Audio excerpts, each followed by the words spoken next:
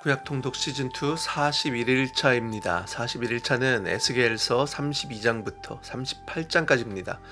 하나님께서는 나일강에 살고 있는 악어를 바로에 비유하며 하나님께서 그 악어를 잡아서 들판에 내동댕이 치신다고 말씀합니다. 그렇게 유다가 의지하던 바로와 애굽은 하나님의 심판을 받게 될 것입니다.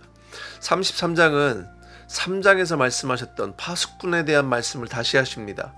전쟁을 하게 되었는데 적군이 접근할 때 파수꾼은 그 경고를 해야만 합니다. 경고를 듣고 피하지 않는 것은 그 사람의 책임이지만 파수꾼이 경고를 하지 않으면 그것은 파수꾼의 책임입니다. 하나님은 에스겔에게 이스라엘이 반드시 죽을 것이라고 경고하라고 그렇게 말씀하십니다. 하나님께서는 악인이 망하는 것도 기뻐하지 않으시고 그들이 돌이켜 사는 것을 기뻐하신다고 말씀합니다.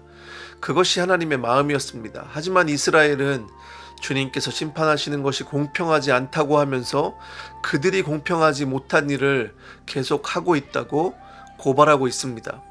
그래서 하나님은 각 사람이 한 일을 따라서 심판하시겠다고 말씀합니다. 에스겔이 바벨론으로 잡혀간 지 12년째 되던 해 그렇게 예루살렘은 결국 함락되었습니다. 하나님의 규례를 어기고 온갖 우상들에게 눈을 팔고 사람들의 피를 흘렸기에 유다는 폐허가 되고 말았습니다.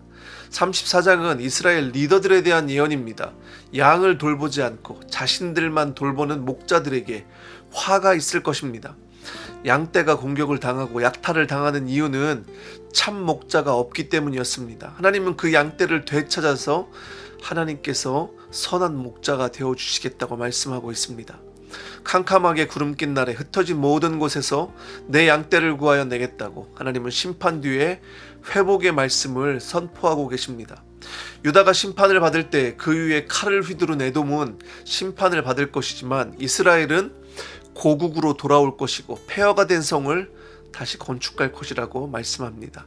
하나님께서는 우상 숭배로 더럽혀진 이스라엘을 맑은 물로 뿌려서 정결하게 하시고 온갖 더러움과 우상들을 섬긴 더러움을 깨끗하게 씻어주시고 새로운 마음과 영을 넣어주며 돌같이 굳은 마음을 없애고 부드러운 마음으로 너희 속에 하나님의 영을 주시겠다고 약속하십니다. 하나님은 이스라엘을 그렇게 회복시키셔서 하나님의 백성으로 삼으시겠다고 약속합니다. 우리도 죄로 망가져서 온갖 더러움과 부정함으로 하나님께 갈 수 없는 존재들이었는데 하나님께서 우리를 찾아오셔서 우리에게 새 마음과 새로운 영을 주시고 예수 그리스도의 보혈로 깨끗게 해주셔서 우리를 하나님의 백성이 되게 해주셨습니다. 이것이 하나님의 사랑이며 하나님의 은혜입니다.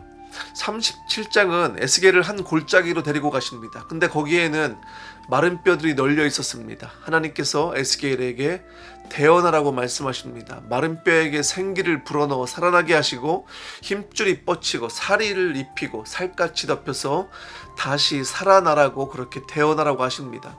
그리고 그 생기에게 대언했을 때 생기가 사방에서 불어서 그 마른 뼈 속으로 들어가 그들이 살아나서 엄청난 군대가 되었습니다. 이 뼈들은 이스라엘 족속이고 이스라엘 사람들은 이제 망했다고 생각했지만 하나님께서는 하나님의 영을 그 속에 두어서 그들을 다시 살리십니다. 우리의 영혼에도 하나님의 영이 임하면 우리는 살아나게 되어 있습니다. 지금 마른 뼈 같은 영혼들에게도 하나님의 영이 부어지면 하나님의 군대로 그렇게 회복될 수 있습니다. 말씀을 읽으며 하나님의 영이 우리 심령 가운데 부어지는 놀라운 역사가 있기를 원합니다. 하나님의 영이 부어질 때 우리의 심령이 살아나고 또 마른 뼈 같은 우리가 하나님의 군대가 되는 그런 역사를 경험하기를 원합니다.